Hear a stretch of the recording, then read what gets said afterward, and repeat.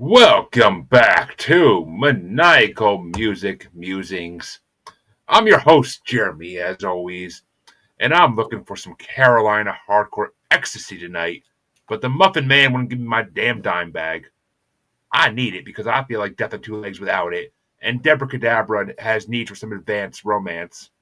Luckily enough, a spaceman came traveling by with a bag for me, so half hour later, she had French my large fry, and it all worked out. And now I get to talk about some good music. But before we get into that, let me introduce my co host. He lives under a lonely sky and rides a Spanish train every day singing his Bohemian Rhapsody. He constantly complains about how his lover, Patricia the stripper, says he looks 200 years old, even though he tells her, "You're my best friend." She doesn't get it. I'm in love with my car, he says, though, as he sits there writing his prophet song, waiting for the end of times. CJ motherfucking playing the music god himself, everybody. Hand on your grease gun. And I am in love with my car. I got a cool car. I kind of had a feeling. I have a limited edition one. They only made my car for about a year and a half. So. Well, there you go. That's awesome. I wish I had. What is it? I wanted the Dodge Magnum. So. It's Subaru Outback version of the police cars. It snowed for about 6 hours here today. Oh wow! Jesus. I mean, we've had hurricane weather here for the last 3 days, so my damn canopy got broke. What's that? Where do you live that it snowed? Pine Mountain Club, California. I'm on the north face of Mount Pinus. Oh. Okay, which is it's the tallest mountain in Ventura County, but I'm in Kern County because the peak is basically at the county line. Somehow or another, I thought you lived in Ohio. I was like, I did until 1968 to 1992. That's where Lisa and Phil still live, but and Harley technically, but and folks, if you don't recognize that voice, I know he has been around for a little while, but we are back with the return of A. Ron Leckinger from Podcasts. Word to your moms. It's been a while since Aaron came on a regular episode of the show, and I couldn't schedule guests for the theme this month. I was trying to, so I was like, you know what? Let me reach out to Aaron. It's been a minute, and we haven't had one of his albums that is usually crazier on in a while. But he surprised me this week, and you'll see why in a few minutes. But how you doing, Aaron? It's been a I'm good good, 10 weeks. Man. I'm good. Glad to hear it. I mean, except for some snow, that sucks balls. I'm not looking forward to that coming soon either here, but it's going to be 60 degrees all weekend, so it's not going to last. Yeah, it'll melt immediately, I'm sure. But sounds like Michigan there. Folks, you all know where Aaron's from, and you all know the podcast he's from by now. We do enough stuff with Lisa and Phil and Aaron on the show, so you all know the deets. We don't need to waste time. Yep. Yeah, And hell, you just Lisa and Phil were just on the Asylum Sunday, so you just saw them there roasting Harley. It was a fun night. Oh, I forgot to tap in for that. Hope it went. Yeah, so does CJ, but he's a busy man. He's a busy man, though. No, CJ was like knee deep in cleaning up shit all over the floor Sunday night because Mom didn't make it to the toilet and had diarrhea, and it was all over her chair and the floor and the bed. And, yowza. Yeah. Having a parent in end of life hospice is not sounds rough, man. But I'm not complaining. It's just, I have those situations where I would be complaining, but that's me. Usually I set up my podcasting rig on my deck, but it's fucking cold out there and wet. Well, Aaron, why don't you tell us what magnificent album you want to bring for us this time? It's this album just had its 50th anniversary, and it deals a lot. It was released in 1975, and it deals quite a bit with leading up to the bicentennial celebration. And that got me thinking, we're 50. Oh, here's lovely Wi-Fi up there in the mountains. Starlink for you at its best. Yeah.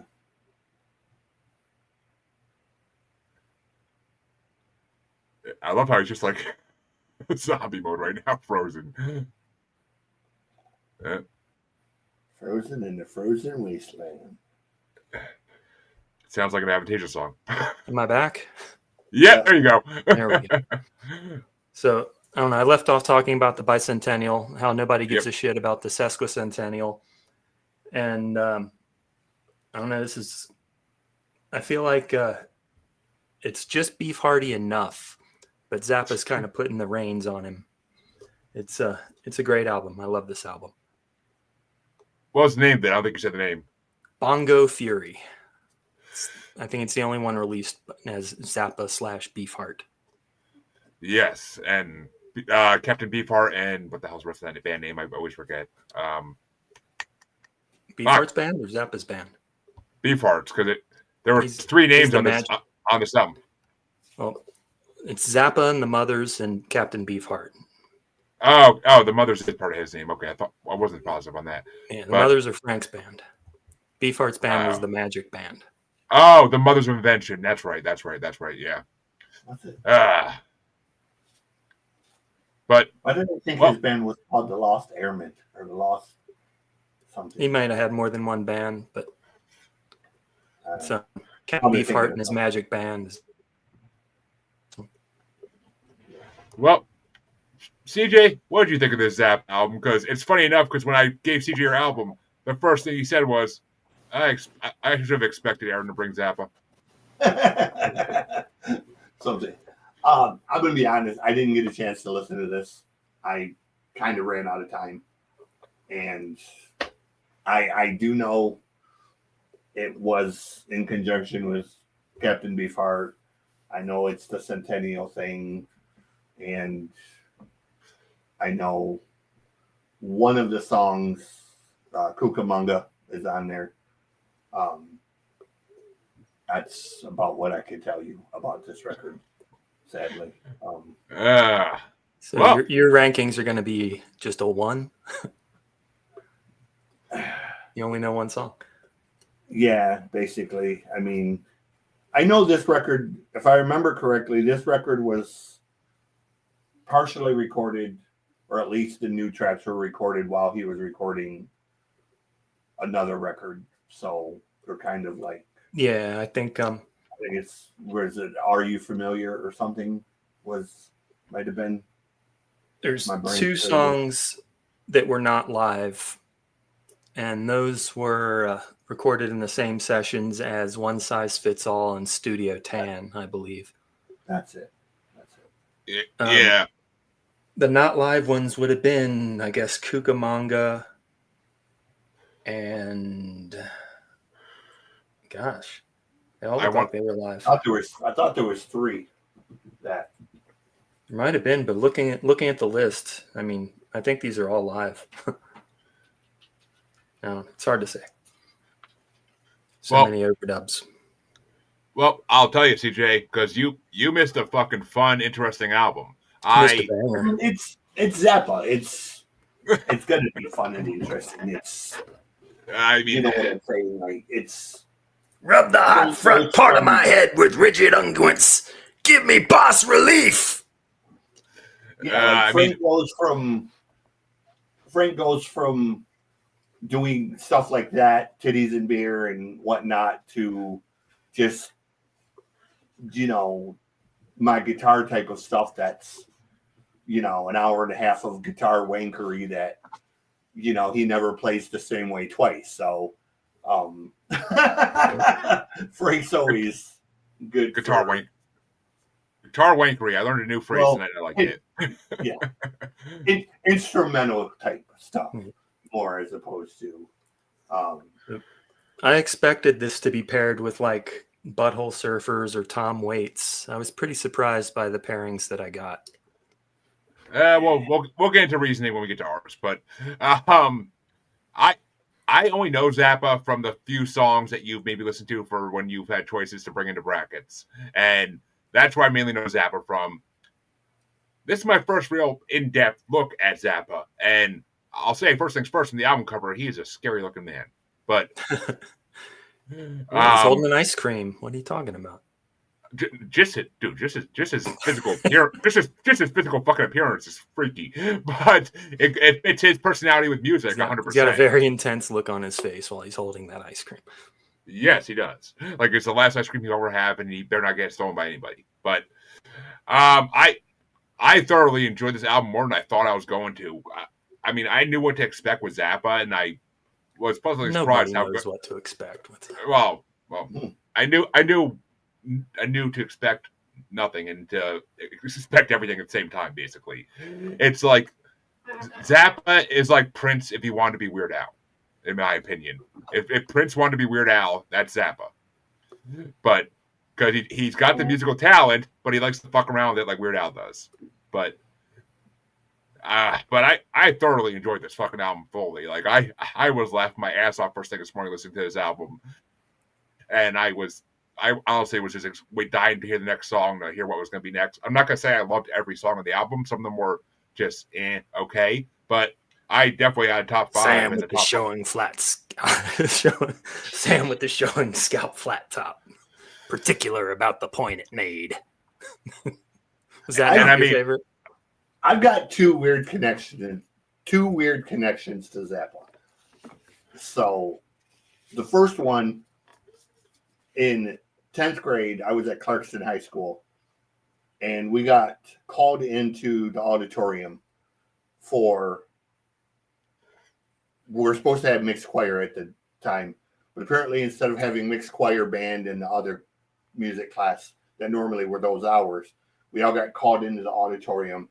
They were going to do this presentation, and the Northern Michigan University band was there. And they were going to play for us, and they started playing. And as soon as they started playing, I knew immediately, okay, they're doing Zappa.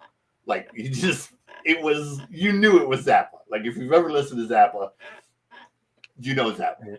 And probably it was like Peaches and Regalia or something. Yeah. It was one of his orchestral pieces. So they played for like 50 minutes.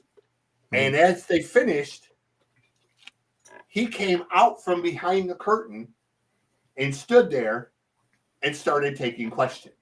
Now, nobody knew. We were not told that he was going to be there or anything, or even who the shit was. So he just kind of appears from behind the curtain. Half the audience has no fucking idea who the fuck he is. The other half, the music geeks like me, were like, holy shit, that's Frank Zappa. Like, what the fuck are you doing at our high school? But it was cool. So he answered questions in his typical way of threading the needle between being Zappa and not being inappropriate, which, and then the other thing is when Dweezil put out his first solo record, I wanted the other ones. So I called the number on the back of the one record. Called Barking Pumpkin? Yeah. And he's like, Barking Pumpkin Records, what can I do? And it took me about a minute to realize that it was Frank answering the phone. And my brain kicks in and I was like, wait a minute. Is this Frank? He goes, yeah. I was like, holy shit, you answer your own phone? And he's like, who the fuck else would answer it? I was like, I just assumed that his label would have a secretary or somebody that apparently Barking Pumpkin was run out of his living room. Yep. So the number for Barking Pumpkin was his actual home phone number. Yeah, I think it was 818 Pumpkin. Yeah, so I had no idea when I called to order these CDs that Frank Zappa was going to answer the phone. That's and crazy. Then I sounded like a fucking idiot because I was like, wait, is this Frank? He was like, who the fuck else would it be like? And I was like, oh, total Frank answer. So I feel like that's something that only true musicians who love their fans like do that type of stuff. Like I could see ICP doing that stuff back in the day, where like they would answer their own phone line. To, like, he's just frugal. He's not going to hire all that. somebody to answer his phone. Yeah, Frank was just anti-establishment. Like he wanted nothing to do with the label. All the money that he made kind of went back into the music. Yeah, I can believe it. I can believe it. But yeah, I mean, this album blew me away. I did not know. I mean, now I kind of want to do like a deep dive into Zappa, which would probably take me years because he has so many albums. But I was going to say you're going to spend a decade going through his shit, bro. Yeah, I didn't even dare look at his Spotify because I'm sure it's just so many freaking albums. I mean, I thought Rage had a lot of albums, but I'm sure Zappa beats them by like 20-fold. Oh, shit. But I think Zappa's got like 180 some records or something. Jesus. Well, he had around 50 before he died. Oh, was it? Is that all it was? Well, posthumously, he's got about 100 more. Yeah. Well, Aaron, what were your top 5 songs? So that's what I'm trying to hear this one. Count down from 5 to 1, or give you one right off the top. 5 to 1. We like to build the anticipation. Number 5. She's 200 years old. So mean she couldn't grow no lips. Squatting down and pocking up in front of the jukebox like she had true religion, boy. 200 years old's number 5. Number 4, arrogantly twisting the sterile canvas snoot of a fully charged icing anointment utensil, he poots forth a 1/4-ounce green rosette near the summit of a dense but radiant muffin of his own design. The Muffin Man. Girl, you thought he was a man, but he was a muffin. No cries were heard in the night as a result of him stuffing. I like the later live versions. They had little bits. He should have been stuffing it in, stuffing it in, stuffing it in. Number 3. Could have swore her hair was made of rayon. Carolina Hardcore Ecstasy. By 10 o'clock, her arms and legs were rendered. She couldn't talk because her mouth had been extended. It looked to me as though she had been blendered. Sorry. Can't laugh and do that at the same time. It might seem strange to Herb and D. Carolina Hardcore Ecstasy.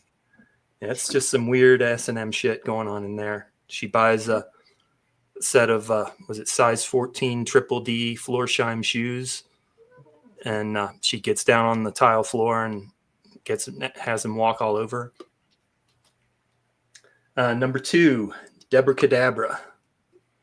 Say she's a witch. Should ask Charlotte. Ain't that a bitch? Make me kiss your turquoise jewelry. That's glorious. Cast your dancing spell my way. I promise to go under it. Yeah, that's number 2. And number 1, Advanced Romance. No more credit at the liquor store. That's my 5. Is it? And we've lost Jeremy. Oh. See, I thought for a second that we actually were gonna have matching top 5s for like a second. I thought that, Aaron, but it didn't. It went off the rails a little bit, but it's close. It's close. CJ, do you have any tops at all for Zappa? He knows Cucamonga. Yeah, I know Cucamonga. That's about the only one. I heard that one. I don't even remember where I heard that one. I've heard it somewhere. It's a little weird one. Yeah, he sings like really. I don't want to say he sings off key, but the meter he sings it in is kind of off kilter a little bit. Like it, he kind of drags the words out too in a weird way that. Yeah, it's kind of there's one where he does it even worse. It's called the Jazz Discharge Party Hat, and he sings along with this weird bass line. Once upon a time, it was in Albuquerque, New Mexico. I'm trying to think. There's some TV show where they have like a place they go to called Rancho Cucamonga. I can't think what the hell TV show that was, but It's a city in California. They got a baseball team, the Quakes. My son-in-law played for them. They're Dodgers AA club, or were then.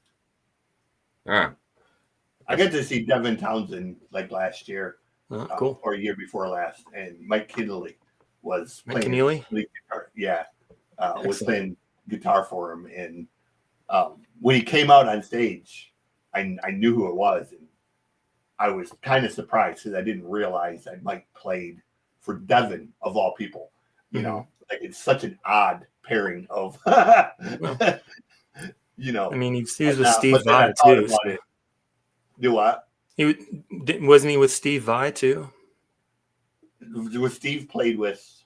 Well, yeah, Steve played with Frank, and then Devin played with Steve on that one. Yeah, I guess it's not his first Zappa.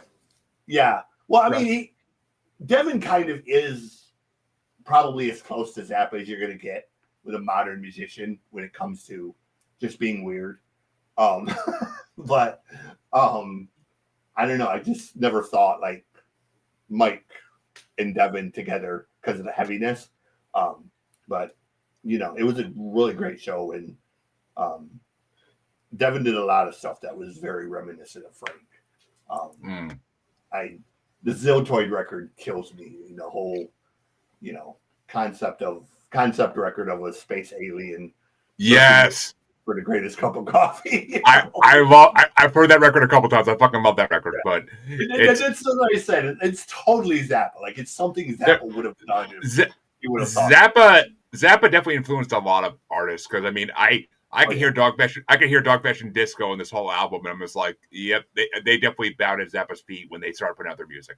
Like they definitely were bowing at the feet of him and Mr. Bungle and all the similar artists. But Mr. Bungle's definitely a Zappa. Oh God, yeah. I've heard the one album they did. So yeah, Chancey brought that on a long time ago. But so my number 5 was 200 Years Old. I love the freaking sweet ass jazz guitar riffs in that song. So I mean, I dug the guitar in that song. My number 4 is Advanced Romance. The drums in that song are fucking incredible, and I love that's 11 minutes long. Yeah. But half hour later, she had French Kiss Fry. That line had me dying laughing. But number 3 was Deborah Cadabra. That was a fun fucking. I love his rhyme schemes. Like his rhyming schemes are fucking genius. Like I appreciate a good rhyme, a good alliteration, as everybody who knows my shows can tell. But he fucking blew me away. I think those lyrics are those are Beefheart lyrics. Not positive. I never really got Captain Beefheart too much. I know he exists. I just never really listened to him too much. No one ever brought him on the show, amazingly. But I said that about another album that's on the show too. They have now. Oh yeah, now they have. My number 2 was Muffin Man because that I immediately thought right away. I'm like, tell me that's gonna be something like the nursery rhyme. Like that my daughter watches on, like my daughter listens to that Miss Rachel all the freaking time, and like I'm like, tell me something about the nursery rhyme, and it was kind of had hints at it, but not exactly what I thought it was gonna be. My number 1 though, this one blew me away out the gate. She put a Doobie Brothers tape on. I have a Roger Daltrey tape on. Fucking Carolina Hardcore XC is fucking one of my favorite. That song blew me away. It got a bunch of songs in this album got added to my fucking like list on Spotify because I'll even listen to the 11-minute Advanced Romance like over and over again and still die laughing. So it's no more credit from the liquor store. And it kills me because you know how many times like I looked at the years of people bringing albums on our show, and I'm like, I see Zappa in so many years, and I'm like, I don't know Zappa enough to bring that. Now I'm in my head to start being like a Prince thing where it's like, all right, it's Zappa, I gotta bring Zappa, but we'll see. It depends what years come up always, but this album was fucking good. I mean, he may not be every album may not blow me away as much as this one did. It could happen that way, but this album definitely was amazing. I gotta find the one that has titties and beer on it and bring that one on. Shake Your Booty. Is that the one? That's the one. Yeah. Well, That's still my 1978, favorite 79. Zappa song, live and otherwise. The way he does that song with It the was drummer. the blackest night, there was no moon in sight. You know the stars ain't shining because the sky's too tight. I see scary wind, I see some ugly trees. There was a werewolf honking along the side of me. I'm mean and I'm bad, you know I ain't no sissy. Got a big titty girlie by the name of Chrissy. Talking about her and my bike and me. And this ride up the mountain, mystery, mystery. yeah. Well, to continue with the albums that surprised the shit out of me on this episode, because we'll get to the one that everybody knows at the end. I got to go with CJ's album next. I got it. I debated between this one and Elton John, Captain. Oh, Captain Brown or Captain. I can't remember the name of it. Captain Fantastic and the Brown Cowboy. Yep. Yeah. Brown Dirt Cowboy. This one had a little more flavor to it. So I brought Christaberg, Spanish Train, and Other Stories. Chris is somebody I really like listening to. I know he's not for everybody. 99% of people only know him for Lady in Red. Don't pay the ferryman. In that one, if you're more of a, I guess, 70s type, but like Chris is a really, really great songwriter with some stuff that's kind of serious, and then he has some songs that are very much almost Zappa, like a bit tongue in cheek. Maybe not quite as far out as Zappa, but he can spin a good tale. He definitely can. Christaberg, Spanish Train, and Other Stories, which came out the same year, 1975, keeping with the theme. So, am I back? Yep, you're back. I only noticed it for a second that you froze, but then you were back a second. I noticed it. But Aaron, what did you think of Christaberg before I go into my review? Yeah, I was surprised he was a selection, but I dug the album okay. One thing that I noticed in both of these choices is that they have little Doobie Brothers ripoffs in them.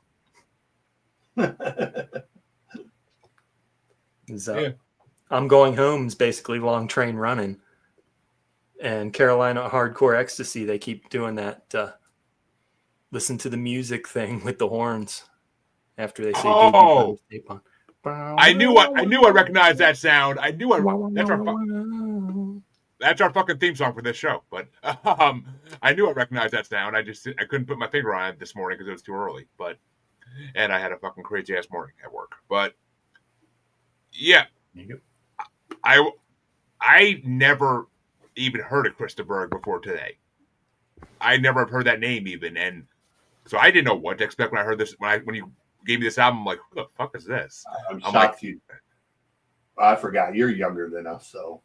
You didn't live through the having to turn the radio on every 3 seconds and hear Lady in Red. It's like, that's him. Yes. That's him. Oh, okay. Yes. I know that's. Yes, that's him. Is dancing with me? Yeah, I know that fucking song. That's one of 3 songs during that period that just would not go the fuck away. That I Can't Fight This Feeling. I Can't Fight This Feeling by REO was another one. Every 3 seconds they played that song, and it's like, Jesus Christ, would you just fucking go away? See, every time I heard Lady in Red in like supermarkets and shit, I always thought that was Sting, but no, it's Christopher. But well, I was blown away. It's actually from a movie called Lady in Red. Yeah, I know that. I know that much, but I never know who sang it. But I was blown away by this record though, because I started listening to it and I'm like, oh, this is soft. I'm like, oh, this better be good. And then like I started listening to the lyrics and I'm like, oh, I like this. I'm like, this is like easy listening, but it's actually enjoyable. Like it's actually good lyrics and it makes you like think about the songs as they're playing. And it was very Zappa-esque with the lyrics. Like it was very Zappa-esque with the lyrics. Like he does tell amazing fucking stories. I can't even think of like a modern artist I can really compare him to. Even like he tells really good story. Oh, He's well, got actually, some heavier songs. Like he's got one called Revolution. It's like a 3-part about wake up the sound, and it builds up like to the end where he's like really fast. Billy Joel, Gordon Lightfoot, those guys are storytelling. Bruce Springsteen. I don't get me started on fucking Springsteen. I'm not a fan of Springsteen, but can't say he's not a storyteller though. He is. I mean, he fucking is, but I'm just not a fan. There's a couple songs of his that are okay, and the rest of them I'm just like, eh. I had to listen to fucking Born to Run when Jackass. I was going to say I'm not a fan of Springsteen, but I give him a lot of credit for. Oh, he definitely is a legend. He's a legend, but there's a lot of legends I'm not really fans of. So I mean, it is what it is. The whole country genre, but I enjoyed the shit out of this album. There was a lot of songs some of the songs were just too soft and were eh. I mean, I got a top 4. Those were the songs that blew me away. The rest of them all kind of like were too similar, and the stories weren't amazing enough to really like differentiate between them. But I got the 4 I chose. I freaking loved. Like they all got added to my Spotify like list. So I would definitely listen to more stuff he's done and see what else I like of his. I mean, I'm trying to think of who the fuck I can even think of to compare to modern days that does that type of storytelling. I really nothing off the top of my head is popping up, but I'm also tired of shit, so that could be why. But yeah, I really can't think of anything. But well, what were your top 5 for Chris there, CJ? I have Spaceman Came Calling, This Song for You, Spanish Train, and my top 2 are the funny songs, Patricia the Stripper and The Painter. I like the tongue-in-cheek humor of both of those songs. And see, I wasn't that big a fan of The Painter. I liked the way he sang it, but I just wasn't that big a fan of the song in general. Like it was just, I don't know. Maybe I would need a couple more listens. I might like it, maybe. But I was rushing to get this album done today before I left work because it was a busy ass day at work with very good end results. So I can't complain. But this was the last time I listened to it. I was like, I was trying to get through it. It literally took me like 5 hours to get through this album because I had to keep pausing it for calls. So it was just like, what? I hate when that happens. But Aaron, what were your top 5 for Chris? Let's see. Number 5 was Spanish Train. Big acoustic bass bombs and some cool sound effects. Number 4, Old Friend, had me swaying back and forth a little bit at the end. Number 3, Just Another Poor Boy, had good horn action toward the end. Number 2, The Painter, cool horns, and I dig the mad laughter at the end of that tune. And number 1, I'm Going Home, the Doobie Brothers Long Train Running, but with a Neil Diamond kind of chorus. And that was the first track to move my booty at all. All right. Okay, cool. I actually got one song nobody mentioned, so fuck yeah. I only have a top 4 that really blew me away. Spanish Train was at number 4 because I like the way he goes through like 6 stories in that song. Like it just kept like evolving to another story. And I'm like, what the hell? That's like Satan and Lucifer gambling with souls. Yeah, it was cool. Like I like that part of it too. Like that, anything that's to do with like that kind of Christian lore always has me like a little excited. I mean, it's kind of like Demon and Wizards. Or not Lordy's the Riff. Like it's kind of like Lordy's the Riff. Like I love the story in that song. It's like an amazing fucking song about deal with the devil. It's basically a modern version of Devil Went Down to Georgia. But number 3 for me was Lonely Sky, which nobody mentioned that yet. Lonely Sky blew me away. The music in that was so fucking good, and the lyrics were pretty decent as well. But the music in that was so good. Patricia the Stripper had to be my number 2, and I honestly thought this would be my number 1, but it got knocked down. But Patricia the Stripper was such a good song. It's so funny. It's definitely Zappa-esque song. It's Dog Bashing Disco wrote songs because of songs like this. So I mean, it's amazing. But my number 1, and I have a feeling you knew this would be my number 1 because you know my paranormal love, and a spaceman came traveling, or whatever the fuck the last word is, because I apparently wrote that wrong. But Spaceman Came Traveling was fucking incredible. The story in that is so good, and it reminds me of. Did you catch what the story was? I what mean, it's actually about? Aliens, I assumed when I heard it, but It's a Christmas song. It's about the birth of Jesus and him considering the three wise men to be aliens. So that actually is a theory I've heard before. Well, damn Starlink. That actually is a theory I've heard before. So like that's not completely out of the realm of actually a Christmas reality. song. Oh shit! Most people don't catch it, but I didn't catch it, but it made. Oh, yeah, there we go. Fucking Starlink. Yeah. But I think it feels like catchphrase now is fucking Starlink. But yeah, a Spaceman Came Traveling was definitely a good. I didn't catch that fucking hidden meeting, but that's not out of the realm of impossibility. So it works. I enjoyed that song immensely, though. It reminded me of the album you mentioned, the fucking Townsend album you mentioned. It kind of reminded me of that like their type of song. And when we did the songs about aliens bracket, there was a song on there. This song reminded me a lot the fuck up. I can't think of what the hell it is. Oh, Flying Purple People Eater, like a little bit, maybe the theme, but yeah, I mean, so I enjoy. The next record after this one is the one Aaron has the song Aaron's talking about, "Don't Pay the Ferryman," which is it's kind of a more rock song. Yeah, that one had a lot of MTV play. Yeah. Oh, I saw that when I was looking up Krista Bird to see who the fuck he was after I started listening to the album, and I saw that song. I didn't listen to it, but I saw that song like listed, and I was like, that sounds familiar for some reason. I think the G's silent. It's Krista Burr. Yeah. Whatever. Everybody knows I don't pronounce shit right half the time, so it is what it is. But now you'll know you're not pronouncing it right. Yeah, I'll take that right up there with Sade. But so all right, I guess it's time to go to my album, which you see, you brought an album from '75, and I'm looking at the year. I'm like, shit, because I didn't want to bring Dog Fashion Disco because you were on that bracket a long ass time ago, and you know them. So I'm like, I'm not gonna. I like to say those people are gonna be like blown away by them. So I don't know them nearly as well as I know this album. So I'm sure, but and plus I can't listen to Dog Fashion Disco too often, otherwise I get really sad thinking about Chansey. But because I can't listen to that band without thinking of him because it wasn't for him I wouldn't know that band exists. So, but I'm like 75. I'm looking through the list, and I almost brought the freaking Elton John album too because I saw that first. I was like, ooh, I'm like, that's not one of the great albums I like of his though. So like, do you guys always choose the same year? I didn't realize that was part of it. I don't. Not always. I don't not normally, always. but I did this time. I tend to, especially if it's like 70s, 80s, just because there's so much untapped potential in those years that has not been brought to the show. And I'd rather bring something from back then than something modern that is not going to be relatable. So I'd rather bring, something from the same era at least. I mean, and I try to choose weird, obscure shit like the Tony Carey records or something. Oh yeah, CJ brings shit.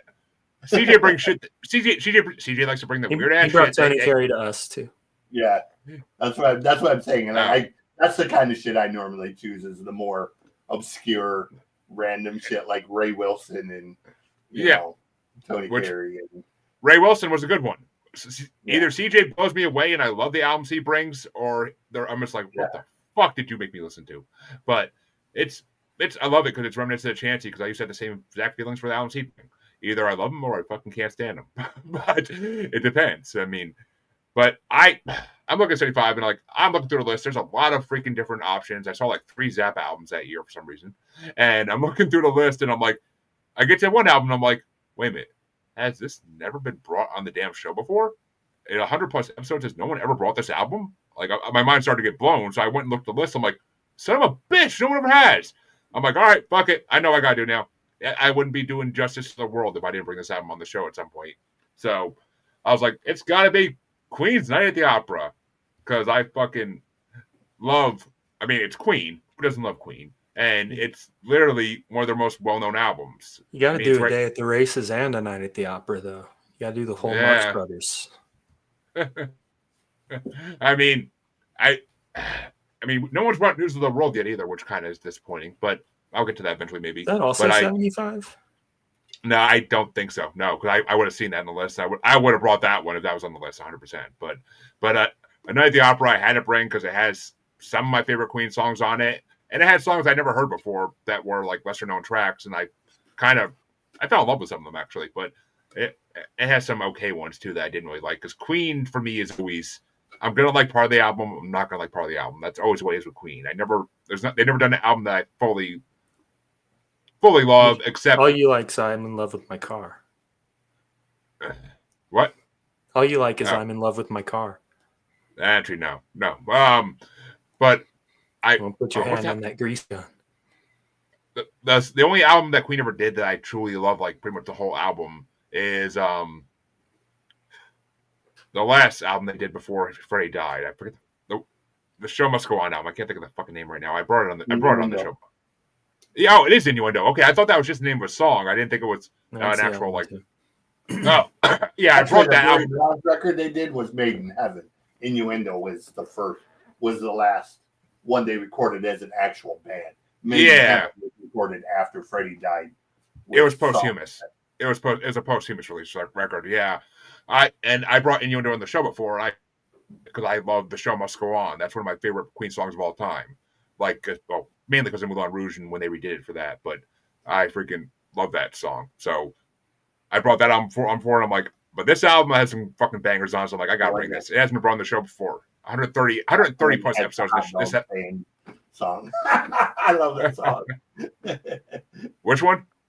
I can't think of the actual. The one he was talking about, the hot dog stand. Oh. Is that? No, that's not Bicycle. That's on Innuendo. Seaside Rendezvous. Oh, no. Oh, it is on Innuendo. Yeah, you're right. But it's not I Want It All. It's the song right before I Want It All. Yeah, it's been a while, so I don't remember that. I don't remember that whole album off the top of my head anymore. It's been a while since I've listened to it, but select songs come on my list every once in a while. But Aaron, what do you got to say about A Night at the Opera? Listened to it many times. It's pretty easy to come up with my list. Not exactly sure why it was a choice, although Zappa's kind of prog and this album's kind of prog. Oh, it 100% is. I mean, I just think of the freaking Bohemian Rhapsody, the movie, where like Mike Myers is like, "Who's gonna drive around in their car listening to opera?" Like it's class. Like I love that. I love that they did that in the fucking movie. Like perfect. And the fact that Wayne's World freaking. I saw that reel from Wayne's World like the day I chose this album. That came up on my Facebook, and I was like, okay, this is destiny. But because everybody knows that scene from Wayne's World where they're fucking singing the song in the car. Like everybody knows that fucking scene. Yeah, that resurrected this song. It did. It gave it a second life. But it's funny because I mean, you would think like, who really would want to drive around their car listening to opera? Well, I mean, besides people like me who love symphonic metal, but literally I could listen to Stardust any day of the week, and it's kind of like an opera, but a jazzy opera, but still. But CJ, what do you guys say about Night at the Opera? Before we get into top fives. So Night at the Opera has two of my favorite Queen songs. So I was happy that, you chose it. I tried to find something kind of similar, but just gave up when I knew the Krista Berg one, but I was looking for something better. I almost went with Elton John, but that one was a little more, So it's not his best album. It's nowhere near the top 5 of his albums. That's for damn sure. I mean, it's considered one of the better concept records, but when you put it against the totality of everything Elton's done, then yeah, it's not his best work. So that's the one you were wondering if it's been brought on before, because you know my affinity. Because you told me when you're trying to pick your albums, you're like, I gotta see if this one has been brought on before. And I remember seeing Elton John on the list. I just couldn't remember which ones it was. I have an affinity for Elton John, so he's been brought on like 5 or 6 times. But yeah, sadly, the one I really like has already been brought on, which is Caribou. That's the last one I actually brought on, and because it was when Jamie was my co-host, and the bitch is back was on it, so I had to bring it on because I love that song. Caribou was a really good record. It was, and the funny thing is that it was thrown together in such a rush for the record label that it wasn't supposed to be a good record, but it ended up being one. So, but well, it's a great record. It's one I listened to more times than I can remember. And other than the jazz record, it's probably the one I've listened to the most. I listened to jazz more just because jazz has my all-time favorite Queen song on it. So I would listen to jazz just for that song. What song? Don't try suicide. That's on the game. Is it? Yeah. Okay, well then I'm thinking of the game then. What? I thought that was on jazz. Could have sworn that was on jazz. Okay, is it on the game? Then the game is the one. I had the game. I didn't have jazz. Yeah, it's the game I'm thinking of, not jazz. Then, I know everybody knows Another One Bites the Dust for the bass line, which is cool. But to me, the one they stole from has the best bass line. That don't. It just that bass line in Don't Try Suicide, it's so fucking cool. And then Freddie is just being Freddie, you know. And when he's talking about, you know, all you do is get on my tits and shit like that. It's just, you know, and it's a song that even now, 40 years later, it's so relevant to everything that's going on about bullying and shit like that. Hey, you know what's nobody has done a cover of it. You know what's funny is that in high school I used to make fun of kids for listening to Queen because I'm like, you're gay for listening to Queen, and like years later when I actually like started getting into Queen and like appreciating their music, I was like, I was so fucking wrong. It's not even funny. Like I'm like, as long as you learn your lesson later in life, but Jesus, like I'm like, I could have gotten into this band in high school and fucking really blew myself away in high school compared to the other music I was listening to. So it's high school kids are weird. I mean, I remember when Halford come out, one of my best friends was so devastated. You know, he's like, I can't believe he's gay. Really? You can't believe Rob Halford. Leather Daddy? No. You can't believe Rob Halford is gay. He's I didn't know that, actually. the metal version of the Village People, bro. Like, don't talk about Rob that way. And I'm like, bro, I'm sorry your feelings are hurt, but if you miss the signs of Rob Halford being gay, you're just fucking blind or stupid. Like that was about as shocking as Ricky Martin saying he was gay. Well, that was obvious, but I mean, Rob Halford, I never knew that even. Ricky Martin's gay. Right. He also is secretly Jewel, but great Family Guy moment right there. But I didn't know Rob Halford was gay till right now. I never really was the biggest Priest fan, so I never looked into him really. But Andrew would probably slap me for saying that, but like I didn't know he was gay. Even like it never has been brought up. Even with all the times Andrew has brought up Priest and talked about him, like it's never been brought up. So that's you learn something new every day, folks. Wouldn't listen to him, and you know, and I was like, you listen to Queen, right? Yeah. You listen to Elton John, yeah. So what's the fucking difference? Because Halford had that. They're not metal. Exactly. Yeah. Oh, whatever, bro. Like, get the fuck over it. Like, I can see his logic. I can see his logic, but I couldn't just because I've never. It's flawed, but yeah. I mean, I don't know. Isn't there a suicide lyric in like "Death on Two Legs" and they say "Do it," and then later on they put out the song "Don't Try Suicide"? I never caught that, and I actually. Well, okay, I'll get in that in a second, but. So I only had top 5 for this one. I don't really have honorable mentions for this because there are, like I said, I like half the album. I don't like half the album with Queen always. It seems to be a trend. But my number 5 was "I'm Loving My Car" because I know that song. It's a good song. It's not amazing. It's a good song. It kind of seemed like a filler song to me, but it's catchy. My number 4 was a new song. This is the one song I put on my list that I didn't know, and I fucking blew me away. And that's New the Prophet song. song. This album's I 50 years did. old. I never listened to the whole album. I've only heard like the hits, or the ones that were on the bracket we did a while back for Queen. So the Prophet song blew me away. I never heard that, and it just blew me away. I'm like, oh my god, this is amazing. Like it's Queen. I'm not surprised, but it's fucking amazing. Like number 3 is "You're My Best Friend" because who doesn't know that damn song? And it's amazing. It's always an amazing song. Number 2 was "Death on Two Legs" because I fucking love "Death on Two Legs." That I heard that for the first time when I listened to the playlist for the bracket we did a while back for Queen, and I freaking love "Death on Two Legs." Like that's such a good song. Like the guitar is so good in that. Dun dun dun dun dun dun. Like it's just catchy as hell.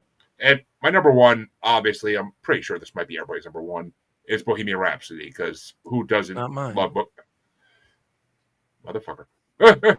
But okay. If anybody's not gonna have his top 1, I could see you, but not having it. But Bohemian Rhapsody, I mean, it's literally in the Rolling Stone top 500, like in the top 50. It's an amazing freaking song. Everybody knows it. It's one of the most sung karaoke songs of all time by drunk people who can't sing it right. But still, it's one of the most sung karaoke songs of all time. I love Bohemian Rhapsody. People to sing it at the same time. I've seen groups of like 30 people try to sing on karaoke at the same time, and it's scary. It's scary, but it's a classic. And when you watch the movie, like them trying to like get the freaking parts of it right, it's freaking hilarious. Like I love that song. It's just so many good memories to that song, and it's a storytelling. It's a pure story song, and who doesn't love those? But what were your top 5, Aaron? Number 5, "You're My Best Friend." Number 4, "Bohemian Rhapsody." Number 3, "Sweet Lady" is a dope jam. Number 2, "Death on Two Legs." That song's about their manager that fucked them over before this album, and it is the one with the suicide lyric in it. Feel good? Are you satisfied? Do you feel like suicide? I think you should. Oh, now that you said the lyrics, I can fucking hear that when I can hear it in the song. Yeah. And then 5-6 years later, it's "Don't Try Suicide." And number 1, song with the vocal jam and most likely to be covered by Fish, probably, if other than any that they've already covered, "Seaside Rendezvous." Mm-hmm. Yeah, I can see that. But what were your top 5, CJ? Number 5 is "Love of My Life." Number 4, "Good Company." Number 3 is "Best Friend." That's just one of them cool jams. Number 2 is "Prophet Song." But my number 1, it's actually my favorite Queen song behind "Don't Try Suicide." It's 39. I love 39. The sing along for that with the acoustic guitar. So Bohemian Rhapsody didn't make your list. No. Didn't make any of your list. What the fuck? Bohemian Rhapsody is a great song, but yeah, I couldn't in good conscience leave it off the top 5 from that album. I really like "Prophet Song" because it's kind of got that prog metal type of rock type of style. "Best Friend" is just that, it's got that kind of organ. It's a radio song. It's a radio song, 100%. 39 is just, not only is it one of my favorite Queen songs, the band Pretty Maids did a cover of it, and it's probably one of my favorite covers. Oh, what's his name from Pretty Maids? Ronnie. What's on it? Yeah, because I'm like, yeah, he was on Adaptation song. Adaptation stuff. Yeah, I'm like, I know I just said the name Pretty Maids a couple weeks ago on an Adaptation bracket. So actually, the stuff that the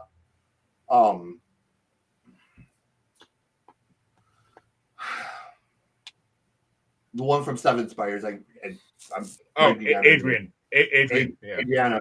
A lot of the duets she sings are with Ronnie, actually. So they hand in hand a lot. But yeah, it's just one of them songs. It's kind of whimsical, and it tells the song of like space travel, you know, which in the year of 39. Blah, blah, which blah, blah, blah, blah, you'll blah. be proud to hear that the one song that was in the bracket that she's on went pretty far because of her. So, Oh, that's cool. I forget what the hell. He's so fucking amazing. Yeah, I forget what the hell's the name. I forget what song it is now, but the song that she's on was in like the last part of the bracket and it went pretty far. So I think it was the highest rated track off of Here Be Dragons based on the Spotify listens. So probably because of her. But well, folks, we brought you back in time to three great albums from 50 fucking years ago. Not making me feel old, but making other people feel old, I'm sure. I was not even a sperm cell at that point, so you know. My dad was still in high school at that point, so it is what it is. But we want to thank Aaron for making another great appearance and introducing me to Zappa even more, and actually making me appreciate him. What the hell is that song you brought on the one time? El Dorado or Inca Roads, probably. Inca Roads. That's what it is. Yeah, one size fits all. Yeah. That song was so fucking weird. Like it took me like 20 listens to actually like get the whole thing. I was like, it's such a weird song. But well, Aaron, why don't you tell them where they can find your podcast, even though they all probably know it by now. But anywhere you can find podcasts. We are YEAHUHHUH.